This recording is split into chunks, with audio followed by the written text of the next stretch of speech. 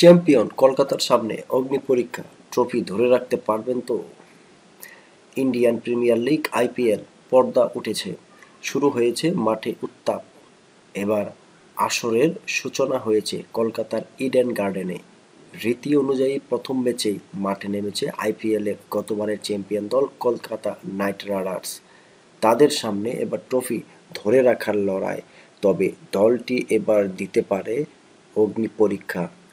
বলিউড তারকা শাহরুখ খানের দল গত বছর শ্রেয়াস আয়ারের নেতৃত্বে তৃতীয়বারের মতো আইপিএল চ্যাম্পিয়ন হয়ে শিরোপা ঘুরেছিল। সেবার চেন্নাইয়ের একপাশে ফাইনাল হায়দ্রাবাদকে ৮ উইকেটে হারিয়ে কাপ জেতে রাইডার্সরা।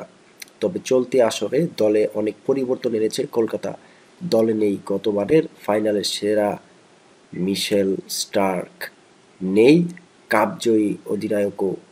বদল এসেছে কোচিং প্যানেলেও, তাই সম্ভাবনার সাথে চ্যালেঞ্জও থাকছে। কারা রয়েছে এবারের কলকাতা দলে, কতটুকু শক্তি আছে তাদের ব্যাটে বলে, দেখে নেওয়া যাক। ঋষাদ